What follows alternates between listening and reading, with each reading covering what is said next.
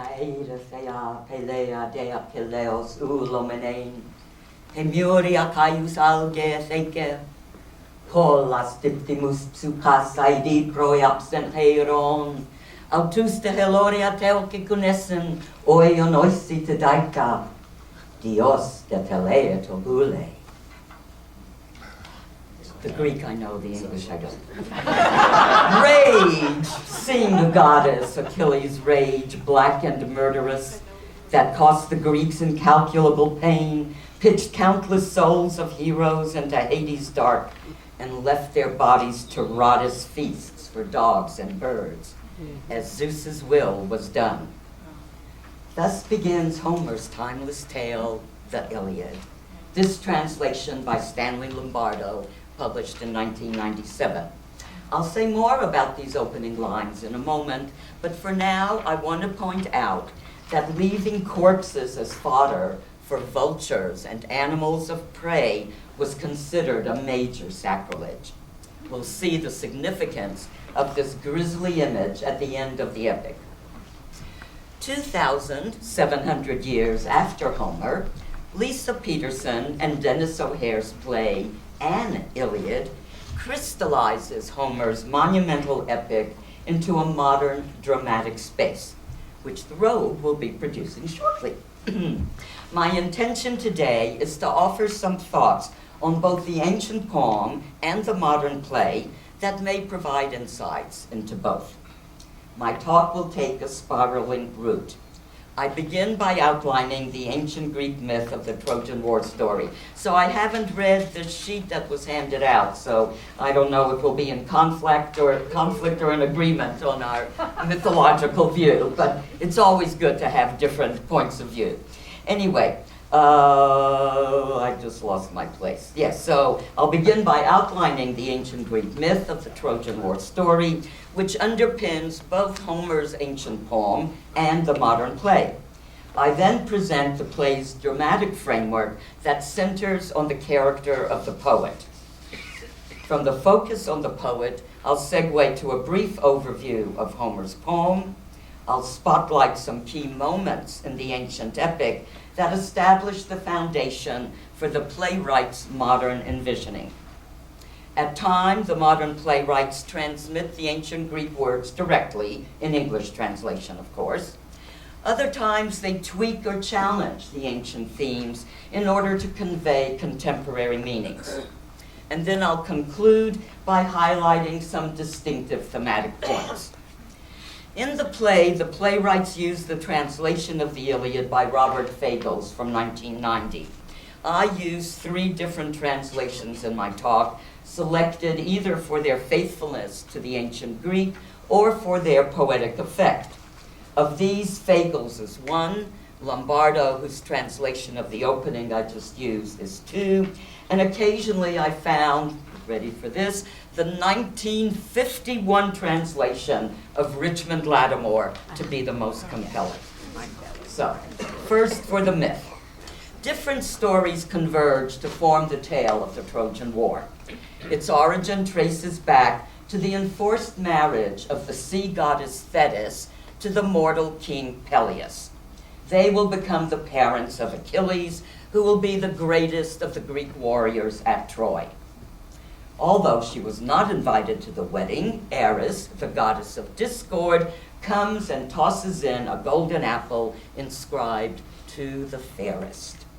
The 3 goddesses, Hera, Athena, and Aphrodite, each claims she deserves the apple. Zeus appoints the mortal Paris, also called Alexander, a son of King Priam of Troy, to judge among these claims. Each goddess offers Paris a bride for him to choose her. Hera offers Paris rule over Europe and Asia. Athena dangles victory in battle before him. And Aphrodite offers him the most beautiful woman in the world, Helen, queen of Sparta, and the love goddess is completely unconcerned that Helen is already married. She's the goddess of love, not marriage. Paris chooses Aphrodite and sets off to get Helen. When suitors were vying for Helen's hand in marriage, her mortal father Tyndareus made them swear an oath that if Helen should ever be abducted, they will unite to retrieve her. By marrying Helen, Menelaus becomes king of Sparta. When Helen elopes with Paris, her retrieval is essential for Menelaus to retain his kingship. Thus, her abduction becomes the pretext for war. Reminding the Greeks of the oath they swore, Menelaus' brother Agamemnon, king of Mycenae, the wealthiest and most powerful of the ancient Greek kingdoms, commands the Greek troops. When adverse winds prevent their departure, Agamemnon sacrifices his daughter, Iphigenia, so that the winds would turn favorable and he could sail and conquer Troy. Completing the background events for Homer's Iliad, despite besieging Troy for 10 years, the Greeks have been unable to take it by military force. They've been surviving by raiding nearby towns, killing the men, and capturing the women, livestock, and produce. They then divide this booty among the chieftains, with leftover goods trickling down to the rank-and-file warriors. The dramatic time of the Iliad is concentrated within a few weeks of the final year of the war, before the death of Achilles, before the ultimate conquest of Troy. So we now turn to the Iliad and the concept of the poet. Main and aida thea. The Iliad's first line is packed with meaning. I begin with the second and third words, sing, goddess, and will return to the all-important first word in a moment. Characteristic of much early Greek verse, Homer's two poems begin by asking the muse to sing the epic story through the poet's voice. Just as the poet is never named, Homer does not name the spirit of poetic inspiration, but invokes her as muse or goddess. I believe these ancient Greek invocations are genuine, and that they only become a poetic convention in later European poetry. The ancient muse is the source of knowledge and inspiration for the mortal poet's craft. The full extent of this power emerges in Book 2 of the Iliad, just before the poet memorializes the leaders of the Trojan War campaign in a passage known as the Catalogue of Ships. This is the longest invocation of the Muses in the poem. Peterson and O'Hare's play echoes some of these lines to highlight the role of the poet. Sing to me now, you Muses. You are goddesses. You are everywhere. You know all things. All we hear is the distant ring of glory. We know nothing. The mass of troops I could never tally, never name, not even if I had 10 tongues and 10 mouths, a tireless voice, and the heart inside me bronze. But you, muses of Olympus, daughters of Zeus, sing, sing in memory, all who gathered under Troy. Now I can only tell the lords of the ships in all their numbers. Fagel's translation. The epic poet then identifies the leader of each region, how many ships he led, and how many men on each ship. The ancient muse's power is to inspire the poet to sing the epic song. But how do we transmit this concept in a meaningful way to a modern audience? To simply repeat the ancient invocations might appear quaint or archaic today. The solution of these playwrights was to create the character of the poet. The poet opens the play. Her or his narration of the story's events forms the connecting thread of the drama's plotline. Although we speak often of the poet of the ancient poems, neither Homer's nor most other oral epics explicitly identify the poet of their works. Therefore, introducing the character of the poet may help modern writers connect with the unnamed poet of the ancient works. The poet, in Peterson and O'Hare's play, dramatizes the play's events by quoting from the ancient text or by speaking in the voices of the characters she is portraying. The poet also comments on the events of the story. Some are personal reactions, usually to the horrors of the ravages of war being presented. And many comments connect the ancient horrors with like events of war and devastation that have occurred around the world throughout written human history. Both the personal and the socially conscious comments are key to making the ancient story resonate within the spirit of a modern audience. We will see shortly how Homer does acknowledge the unnamed poet of his poem. The character of the poet in the modern play at first expresses her reluctance to fulfill this role. He has sung the same old song so many times in so many places, and each time he hopes will be the last. The best place to sing this song, she claims, is in a bar or tavern, and I'll join her for sure. A fit setting for relating the horrors of war. And this song, he proclaims, is about the Trojan War and its two great fighters, Achilles and Hector. The poet then quotes for a second time the poem's opening line.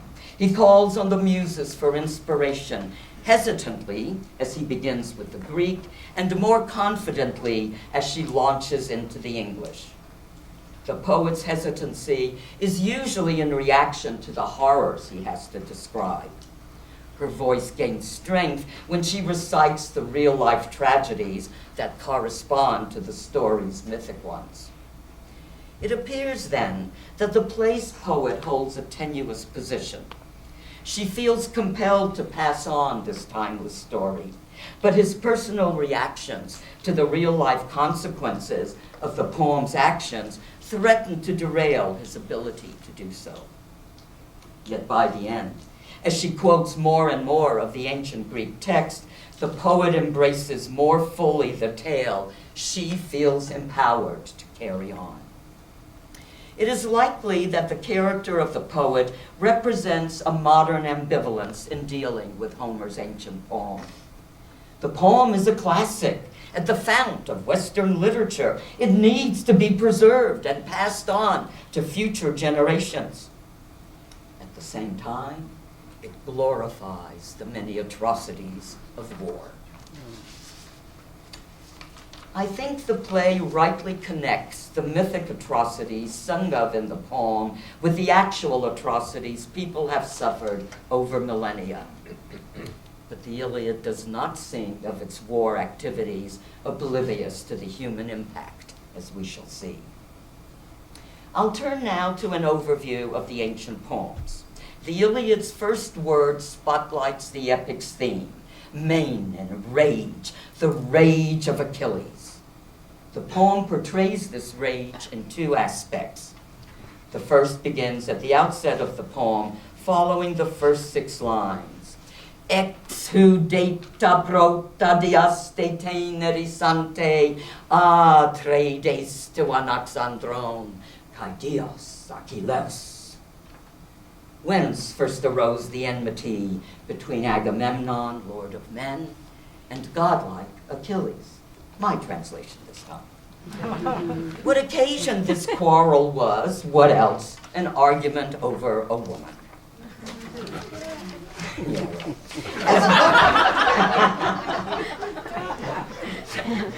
As Book 1 of the Iliad dramatically portrays, Chryses, a priest of Apollo, comes to ransom back his daughter Chryseis.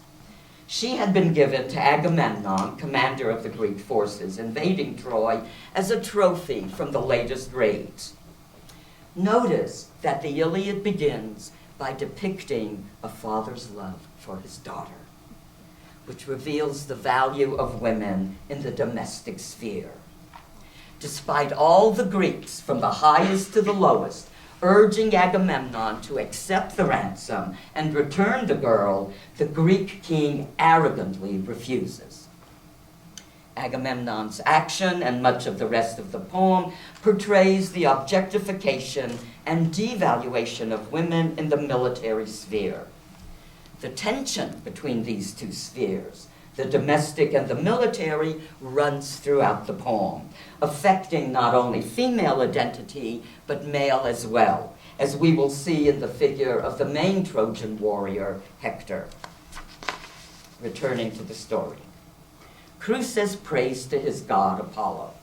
Apollo, the god of disease and healing, sends a plague. Homer describes in graphic detail how the plague first strikes the mules and dogs, and finally the men who die agonizing deaths. Achilles calls an assembly.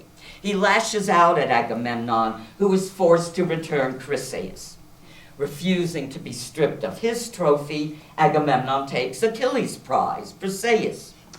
Achilles rails at Agamemnon. He pulls out his sword to kill him, but his vision of the goddess Athena stops him.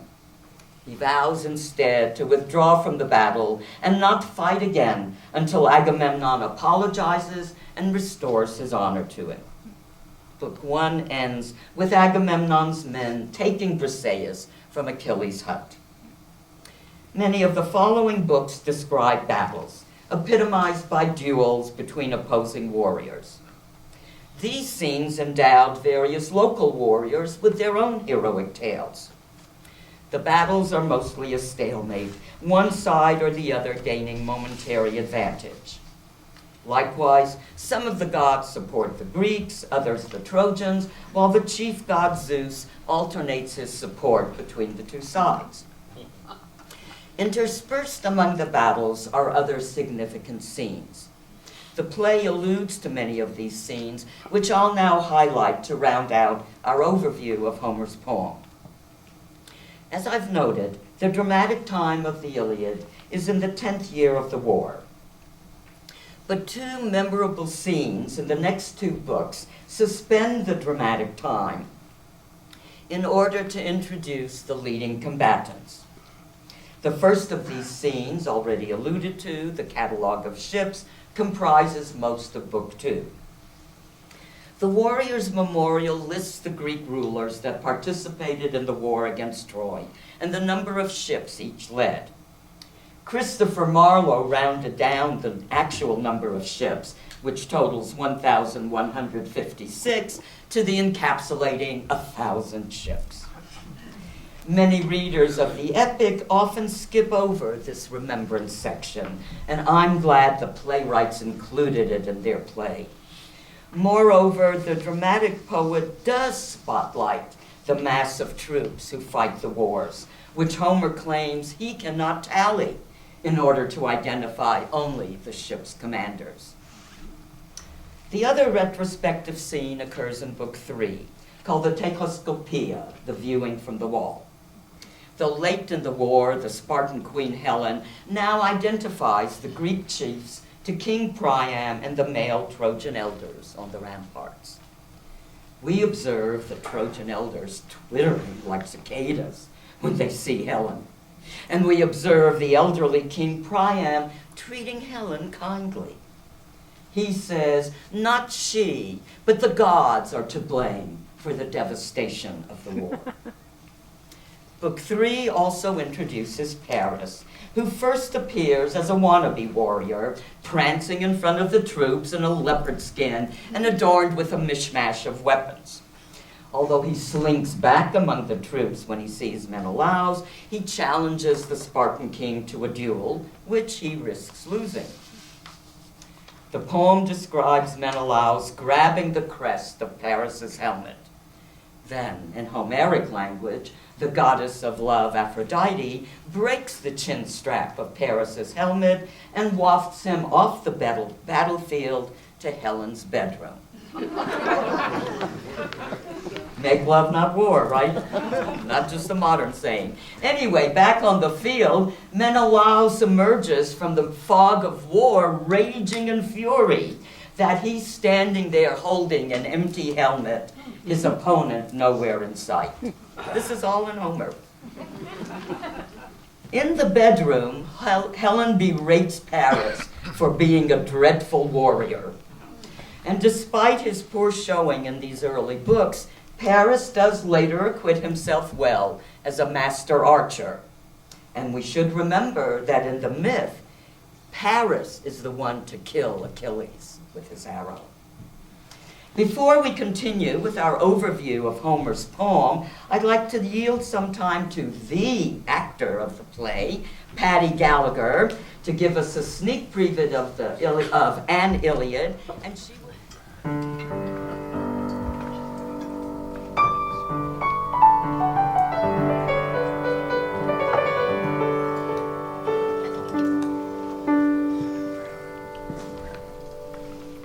Hector, I wish I could show you a photograph of Troy, but here's what it was like. Walk through the Seeing Gates, and the first thing you'll see is a great plaza with a fountain. There's water everywhere, little waterfalls, little pools. Every house has its own pool, and you hear the sound of water flowing all the time.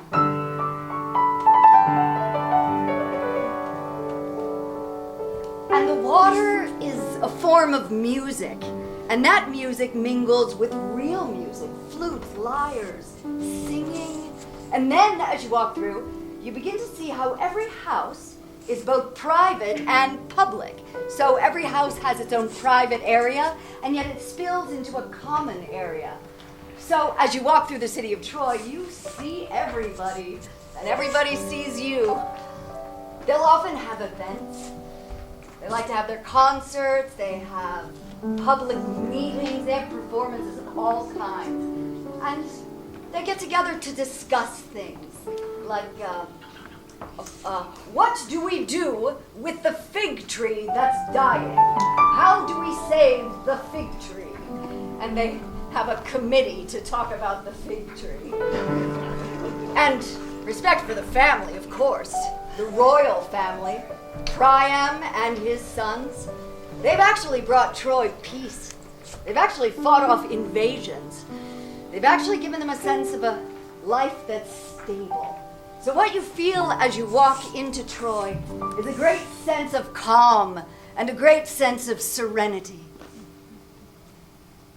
This is before the war, of course. Now, the man called Hector. Shining Hector. Man-killing Hector. Hectoros Hippodamio. Hector, breaker of horses. Ugh, it's always so hard to describe Hector. His little brother calls him a sharp axe, a sharp edge always cleaving forward. Hector believes in institutions. He believes in country. He believes in family. He believes in the army. Isn't it funny how hard it is to describe a good man?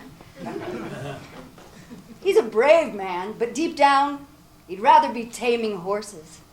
But Hector is the eldest, firstborn, and he's got dozens, and I mean dozens of brothers and sisters, more than 50 by various mothers.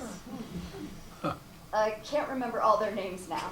I would have to look that up. It's all written down somewhere.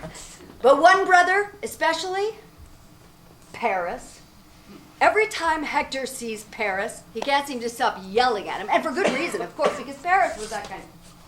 Paris actually figured out a way to make the case that it was better for him to stay inside with the women than go out and fight. And even when he did try to fight, once, Aphrodite swooped down, grabbed him by the scruff of the neck, wrapped him in a blanket made of fog, and tossed him back in Helen's bed. And he stayed there. That's who Paris was. It was something like, oh, but if I go, and if they catch me, you know they will hold me for ransom, and then you'll be put in an awkward position, and better for me to, stay here and live out my days knowing that I'm a coward. And you can't argue with somebody like that because he actually made the case for you, and you're like, you are a coward! You know what I mean? But he had already called himself a coward. Where are you going to go from there? Paris. Everybody always wants to hear more about Paris. Paris, Paris, tell us more about Paris. But actually, Paris isn't really that important. I know, he stole Helen away from Menelaus and brought her to Troy, and that started the war, and yes, he's so handsome and everything, but he's not interesting.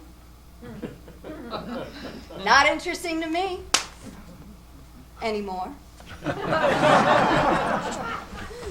But Hector. You know, the thing about Hector is he's proud. He won't let anyone else lead the charge for Troy. They've got allies coming from all over, but Hector won't let them lead their own tribes. He wants to be in charge. Complicated, full of hubris, but also decent. Hector's a good husband and a good father. He's a lot like, one terrible day, the Trojans are struggling because the Greek army is full of ferocious warriors. Great Ajax, Diomedes, and even though Achilles still won't fight, the Greeks are winning because, the gods have made a mess of things. You would not believe all the... Athena even puts on her helmet and fights for the Greeks, stabbing her own brother Ares in the stomach, and then he goes crying to Zeus, and no, it's a mess. On this day, the Greeks, with the help of Athena, they hack and chop and decimate the Trojans, driving them back inside their own walls. Hector and his brothers try to hold their ground, but they keep getting pushed back, and Hector becomes afraid that the Trojan fighters might run away or hide inside the city walls. Hector and one of his brothers realize they have to get Athena on their side. So Hector runs alone back towards Troy to ask the citizens to pray to Athena.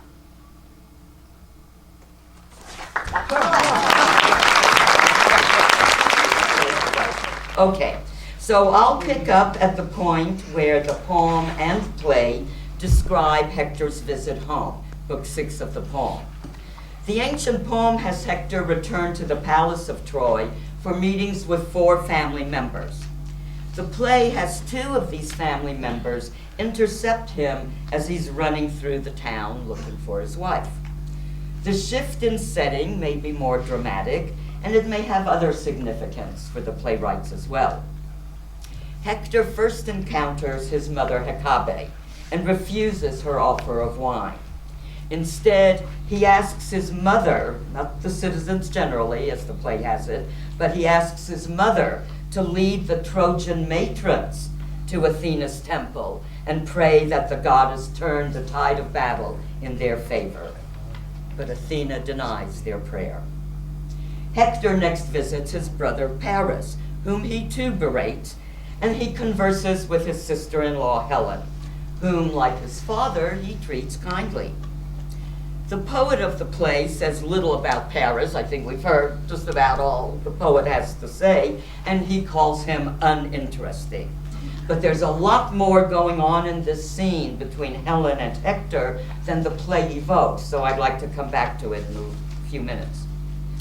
Finally, Hector finds his wife Andromache and the nursemaid carrying their son Astyanax. He runs into them, not on the tower as the play has it, but at the gate leading out to the battlefield.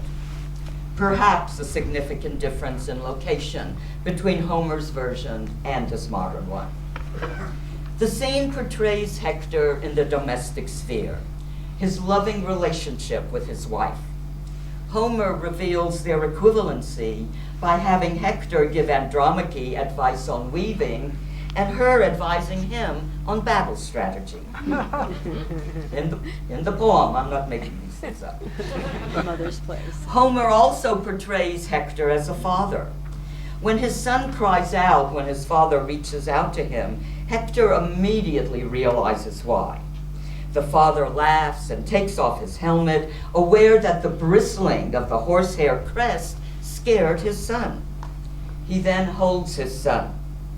Homer portrays Hector as the ideal man of the home who intuits what his son needs and immediately fulfills it. A rare and beautiful tableau of father and son.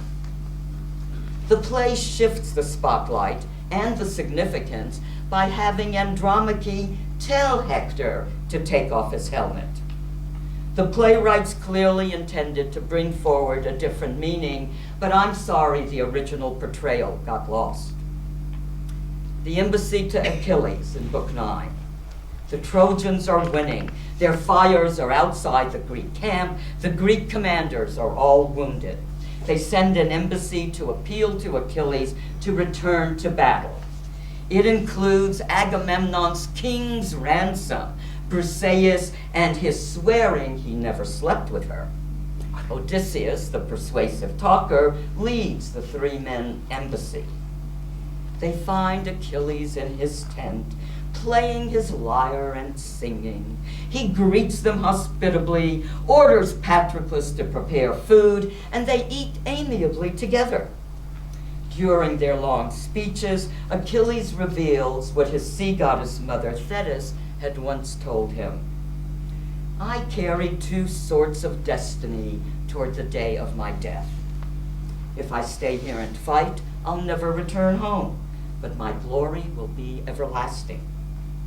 If I return home to my dear fatherland, my glory is lost, but my life will be long. Combination of Latimore's and Lombardo's translations. Achilles refuses the embassy's offer.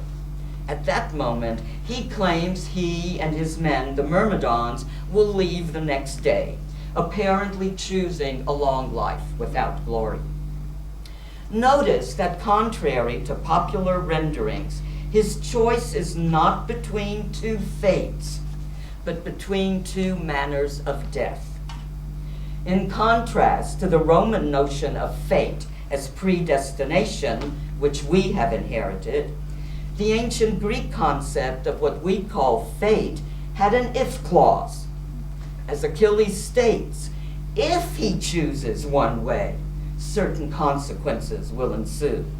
If he chooses another path, he'll initiate a different outcome. In Book 11, Achilles' companion Patroclus sees the camp physicians and many other Greeks wounded. The eldest Greek king, Nestor, tells him to urge Achilles to let Patroclus go into battle in Achilles' armor, which would rally the Greeks and frighten the Trojans. Distraught by the many Greek losses, Patroclus convinces Achilles to let him go into battle in the great warrior's armor. In Book 16, Patroclus has many kills, known as his Aristeia, his best deeds. He puts out the fire Hector had set to one of the ships. His greatest kill is the mighty Lycian king Sarpedon, and he pushes the Trojans back to their walls, leading the Greeks to almost scale those walls, which he was warned not to do. A trio of a minor character, Euphorbus, the god Apollo, and the Trojan prince Hector killed Patroclus. Hector strips his body of Achilles' armor, and he gets full credit or blame for killing Patroclus. So what kind of relationship do Patroclus and Achilles have? Different Greek references make one or the other older. Some call them cousins. The core question is if they were lovers. Homer does not portray them as lovers, but Achilles' vehement reaction to his death shows how much Patroclus meant to him. Other Greek literature does openly portray them as lovers, as in Aeschylus's play The Myrmidons, which has been lost, and we know of only by title and a few fragments. A beautiful modern portrayal of the imagined relationship between the two is Madeline Miller's The Song of Achilles, and I'll say more about some of these modern novels in a moment. Achilles rages, Book 18, when he gets the news of Patroclus' death. His rage has now changed character. It is no longer a philosophical debate over public honor that allows him to sit out the battle playing his lyre. It has become visceral, a vehement fury that drives all his actions, expels any room for reason. This is now the rage of Achilles promised in the first line of the poem. Achilles' Shield, Book 18. Thetis asks Hephaestus, god of crafts, to make new armor for Achilles. Homer describes Hephaestus' AI workshop. Remember, 2,700 years ago. Self-moving cauldrons, golden female servants endowed with speech. The actual female characters in the Iliad don't get to speak, but these made-up golden servants of Hephaestus are endowed with speech. This is all in Homer. This is in Homer. Like, people always doubt, you know, she's a postmodern feminist. Can I believe a word she's saying? Yes, this is in Homer. Description of Achilles' shield is the centerpiece of the book. It first depicts the earth, sea, and sky that encompass the whole world. It next juxtaposes two cities. A city at peace celebrates a wedding. In its midst is a trial for murder, the way civil society deals with human conflict. The other city is at open war, when diplomacy fails to resolve differences. The shield's climax describes the good life, fields full of sheep and crops, boys and girls dancing joyously in community festivals. Only Achilles is privileged to see the shield's divinely crafted designs of an ideal world. The shield blinds everyone else with its brilliance. Two books describe Achilles' Aristeo, his best deeds, a euphemism for his killing spree. He kills any Trojan unfortunate enough to cross his path, and he's brazen enough to fight the spirit of the river Xanthos, which is choking from the many corpses that Achilles has killed in its waters. The modern book, Achilles in Vietnam, provides incisive insight into Homer's characterization of Achilles' frame of mind. The author, psychiatrist Jonathan Shea, juxtaposes testimonies of Vietnam veterans he treated with passages from the Iliad. The correspondences between the two are amazing. Modern terminology calls Achilles' experiences going berserk after the death of a battle companion. Homer was not simply imagining a raging Achilles. He was describing actual battle traumas as are still felt by combatants in modern wars. The death of Hector in Book 22. Achilles hunts Hector, chases him around the walls of Troy, which the play quotes at length. This short passage poignantly describes the scene.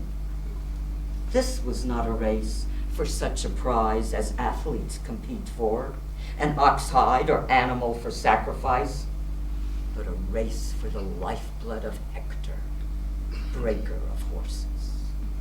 Lombardo. At length, Hector yields and delivers memorable lines, which the play quotes. He wonders briefly if he might reason with Achilles, if they might overcome their differences and come together as friends. We'll sing Kumbaya together. He soon realizes these thoughts are foolish and that he must face his foe. Since Hector is wearing Achilles' armor, the image of the fight is striking. Many readers interpret the scene as Achilles fighting some version of himself. In any case, after Achilles has fatally wounded Hector, he refuses Hector's request to give his body to his parents for burial. In his fury, Achilles taunts that he will instead leave Hector's body out as carrion for dogs and birds of prey, a terrible desecration, foreshadowed as we saw in the poem's opening. If he could, Achilles says, he would eat Hector raw, the lowest depths of savagery. Achilles then ties Hector's feet to the back of his chariot and drives it around the walls of Troy, Hector's head and body thumped and mangled on the rocky ground. Book 23 describes the funeral games for Patroclus, during which Achilles acts the magnanimous host, treating even Agamemnon with respect. Briseis leads the other slave women, and Thetis leads the sea nymphs in lamenting Patroclus. This book offers a calm respite in the poem's intense movement to its climax. And Book 24, the final book, presents a stirring conclusion to the rage of Achilles and the death of Hector. The gods are angry with Achilles' ongoing desecration of Hector's body, which they nevertheless preserve with divine ointments. They order Thetis to tell Achilles he must return the corpse. Priam secretly goes at night to Achilles' camp to ransom back Hector's body. Hermes, god of travelers, protects the Trojan king. The climax is the poignant scene between Priam and Achilles, the high point of which is the moment Priam asks Achilles to remember his own father. The two weep. Achilles for Patroclus and his father, Priam for Hector. The two gaze at each other. Achilles sees his father in Priam. In that moment of human connection, Achilles lets go his anger long enough to return Hector's body and to ensure a truce for the 11 days needed for Hector's funeral. The poem ends describing Hector's funeral. The last line is, "And so the Trojans buried Hector, breaker of horses." Fagles. The poem begins with the rage of Achilles. Its plotline follows the effects of his anger on the Greek troops and on Achilles himself. The ending shows the power of human connection to quell, at least for a time, the intensity of a proud and grieving warrior's rage. The counterpoint to the killing machine that is the Greeks' greatest warrior is Hector, an almost equally matched battle combatant.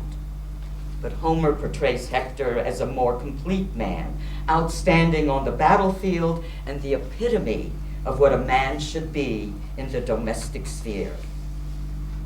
In the poem, Achilles wins his glory, and we know from the myth he will die soon after. Homer's poem ends lamenting the death of Hector, breaker of horses. Hector, the man.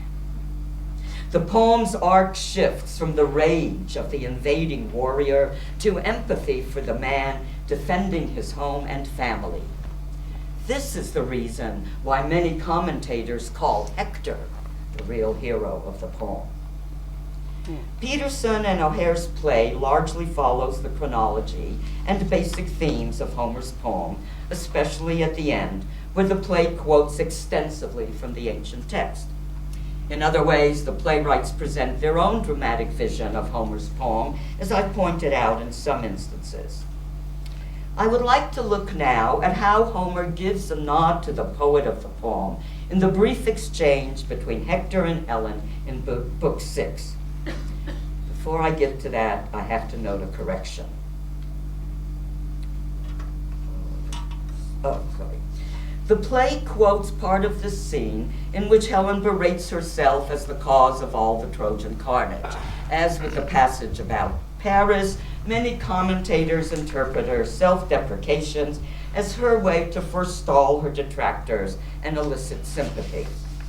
In any case, as Fagles correctly translates the Greek at the beginning of this passage, Helen calls herself a bitch, the word literally deriving from the term for a female dog, just as in English.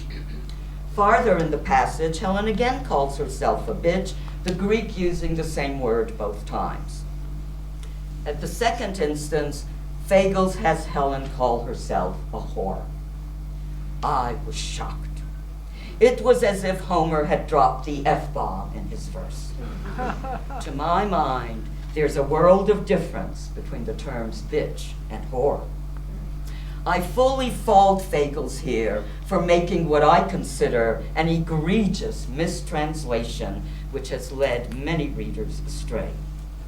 The consequences of this mistranslation is that Helen's very significant following two lines get overlooked, and they're omitted from the playwright's quotation of this passage in the play. Also, for a fuller appreciation of the passage, I want to say a few words about Helen, commonly called Helen of Troy, a cause of the Trojan War. But she was far more than the beautiful face that launched 1,000 ships. Helen was first of all a goddess, worshipped in Sparta and elsewhere well into Roman times. She was also a revered queen in Sparta, known as a kingmaker. Whoever married her would become king. The mythology picks up this point by having the Mycenaean prince Menelaus become king of Sparta when he marries her. Keep in mind that Menelaus needs Helen in order to rule in Sparta. She has far more value than being only a pretty face. The ancient mythology incorporates Helen's elemental divinity by making her a daughter of Zeus. Homer emphasizes Helen's divine aspect throughout both his epic poems. He always calls her a daughter of Zeus and describes her in language otherwise used only of goddesses. However much Helen is a mortal character in the Trojan War tales, Homer always foregrounds her divine heritage. This is the Helen that Hector interacts with in his scene at home. So, what are the telling lines I've been hinting at? I here quote the 1951 translation of Richmond Lattimore, picking up with his more sensitized rendering of the second bitch citation. Helen is addressing Hector. Since it is on your heart that the hard work has fallen, for the sake of dishonored me and the blind act of Alexandros, us too, on whom Zeus set a vile destiny, so that hereafter we shall be made into things of song for people in the future. Helen tells Hector that they are enduring these experiences so that they might become the subject of song, songs that the oral tradition passes down through the generations. This is the only self-conscious reference to the nature of poetic creation in the entire Iliad. And it is Helen, the subject of the poem, who delivers these lines. She thereby becomes the poem's subject in a double sense. The subject as the topic of the narration, and the subject as the one who narrates the story. In their interpretation of this passage, ancient Greek commentators called Helen the poet of the poem. To identify Helen as the poet of the poem is to see in her something quite different from the questionable moral character featured in the Trojan War tale. It is this image of a powerful, divine, creative Helen that I'd like to impart to you. The play's publication in 2013 fits right in with the explosion in the last 25 years or so of contemporary works across different media inspired by ancient Greek tales, especially the Trojan War saga. Modern plays usually revision ancient drama, it being much more challenging to contain the massive scope of the ancient epic within the far more condensed frame of a modern drama. Meeting this challenge, the playwrights of An Iliad highlighted particular scenes from the ancient epic to create a moving drama that can resonate with modern audiences. I find it noteworthy that these last 25 years have witnessed twice as many novels inspired by the Trojan War tales written by women as by men. Oh. I mentioned earlier Madeline Miller's The Song of Achilles, which beautifully imagines the relationship between Achilles and Patroclus. Some of you may also know Miller's other novel, Circe, which presents the backstory of this pivotal figure among Odysseus' encounters in Homer's other poem, the Odyssey. Several modern books envision the war through the experiences of the female characters, who are often given little or no agency or even voice in the war-focused epics. Notable among these are Pat Barker's The Silence of the Girls, which tells the story through Briseis' eyes, and Natalie Haynes' A Thousand Ships, which foregrounds the stories of several female epic characters. It's also noteworthy that the character of Calliope, the muse of epic poetry, begins and comments on the course of the novel's plot. I mention these novels because their authors, like Peterson and O'Hare, are drawn to some deep meanings in the ancient epic.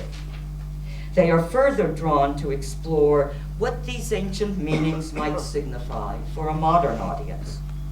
And they are inspired to create new versions of these ancient tales that resonate deeply for their contemporary readers and viewers. Thank you.